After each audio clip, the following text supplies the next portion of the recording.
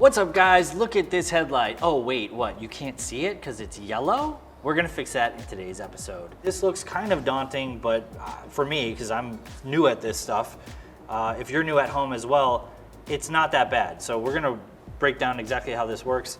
Really, you only need a couple products. You need the compound like we talked about. Today we're using V36. You need something to seal that because this doesn't have a sealant. You wanna protect this after you're done. That's why we have Hydro Slick.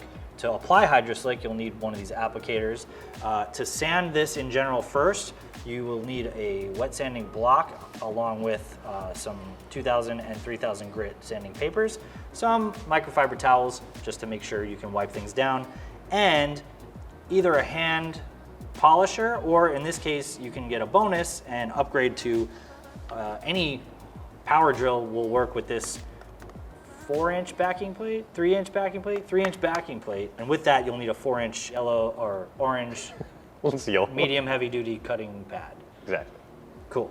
So here we just have water, straight water. Regular deionized water. And also before we start with any kind of correcting, we've already cleansed the headlight with regular soap and water. Yes. We've also clayed it just to make sure there's no real big impurities, and now we're ready for the sanding process.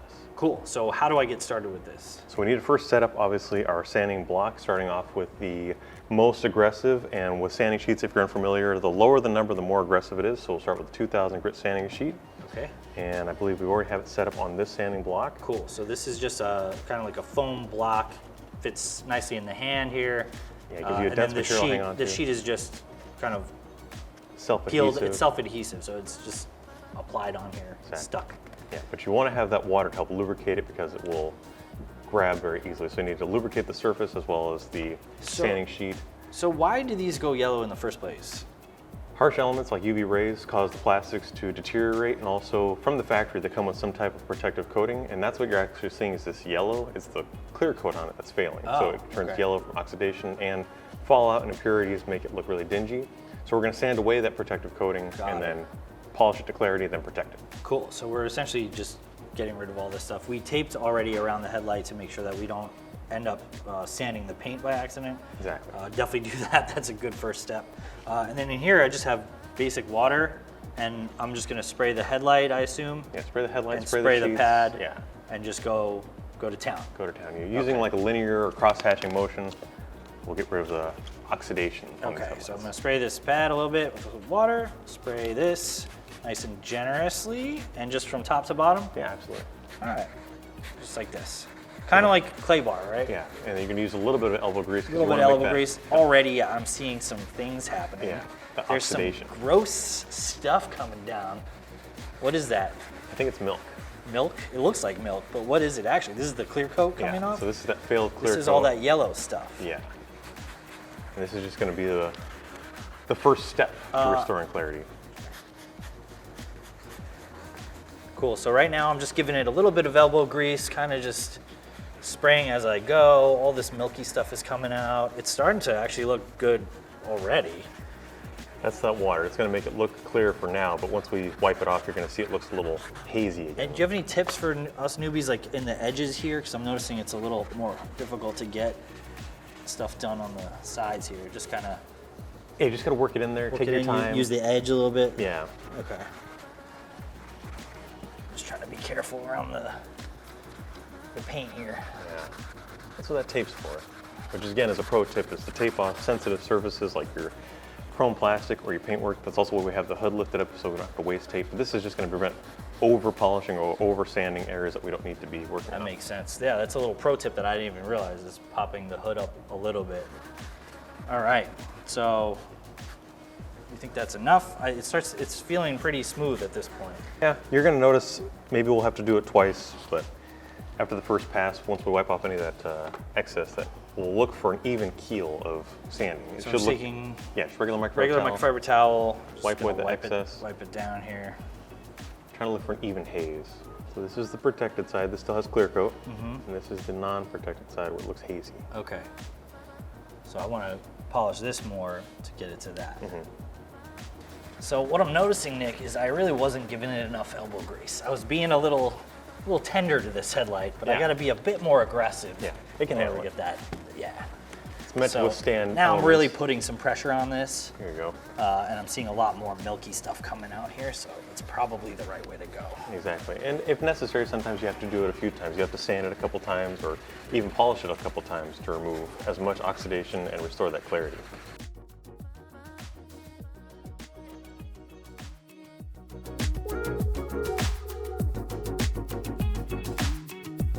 What's the next step now? So now we'll start working on the refining process using our 3000 grit sandpaper.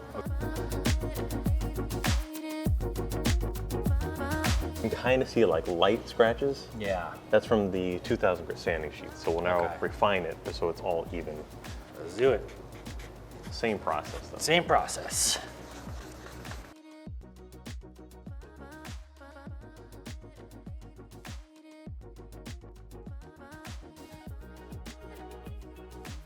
It looks just as bad. Is that supposed to be what it looks like? That's why we need to polish it. Okay, so this is correct. Yes. All right, good. This is normal.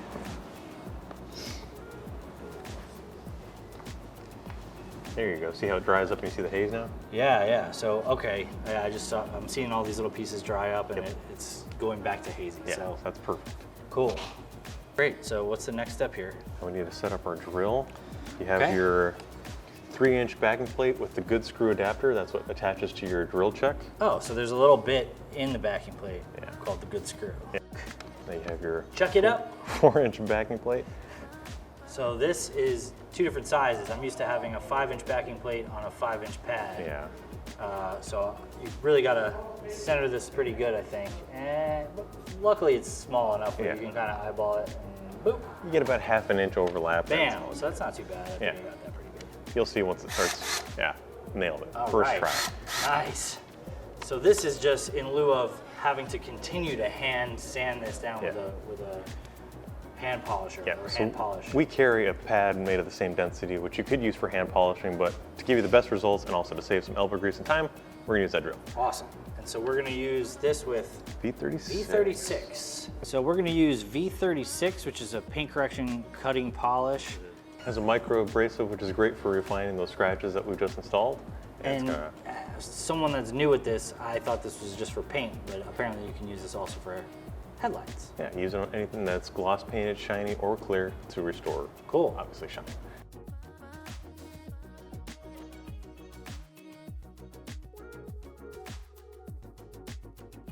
You can use your water just to moisten the pad. That'll help reduce friction, because now think of it as using a rotary polisher where it's going to generate a lot of heat. Okay. So this is going to help moisten it, keep the pad a little cooler, and also prevent the product from dusting. Perfect. Now, if you caught our Halloween spooky episode, we actually polished on that one. So I kind of already know how to do this stuff. So I'm gonna blotch this out on the surface here just to make sure it's evenly kind of spread out, right? And then slowly kind of spread it. Yeah, spread it out, and then you're gonna start working it. Go crazy with the speed, right? I don't know about going crazy. Not go crazy, but for me, go crazy, because I'm new at this stuff, guys. Come on. This is a little different because I don't have like a consistent spray. It's me on the trigger, right? Yeah, so you gotta feather the trigger a little bit. It's a little different than one of our polishing units. And does it matter if I'm going left or right on here, clockwise, counterclockwise? Using it in reverse might loosen the chuck, so we'll just use it forward. Okay, that's a good call. All right, so that's spread out. So now I'm just gonna basically bump up the speed on this and get to polishing. Yeah. Probably gonna stick to one area about 1 to 2 seconds and slowly work my way up, across, down in that hatch motion pattern, like 50% on each pass, right? Yeah, working it until it goes clear, and then we can buff it off, check the work, see how it goes.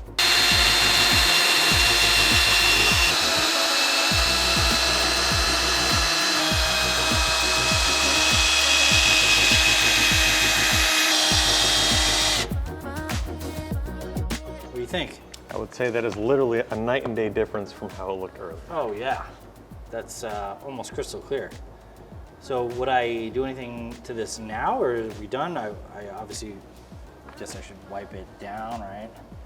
Whatever excess product is on here. Exactly, so we'll remove any of the spent V36, check our work, I would say that this is definitely a huge improvement, and obviously this is not going to be 100% correction because this is a close to 20-year-old vehicle. Of course. And with all that abuse that it's already received, you can already see that on the inside there's some blisters and cracks, but that's to be expected with running lights as well as hours and hours of having your headlights on. So I would say this is perfectly fine to start sealing and protecting. I'm definitely happy with the results compared to where it was.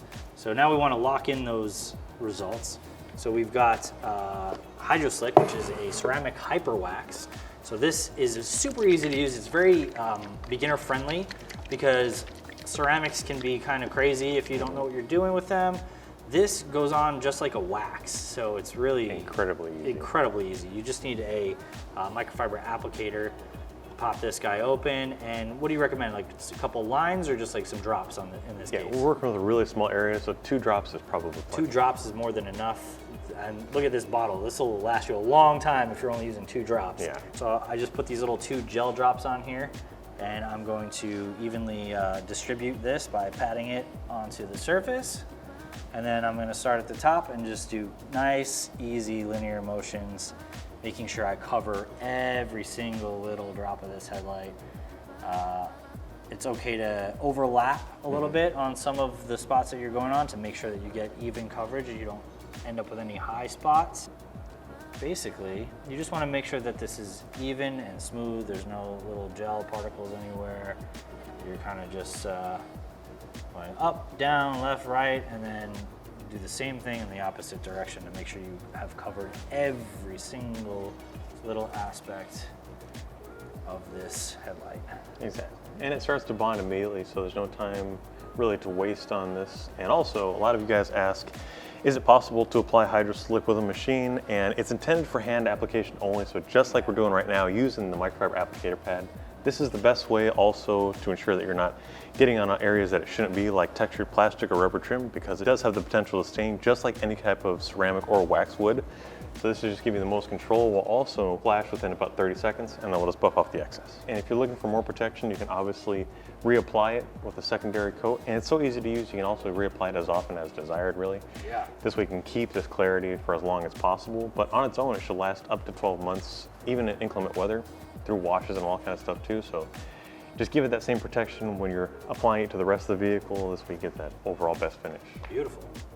Wow, that is now pretty crystal clear compared to what it was before. So I think we'll be happy with these. I think so. This will make it easier to see at night because now you have more visibility, but also it really helps pull the whole vehicle together.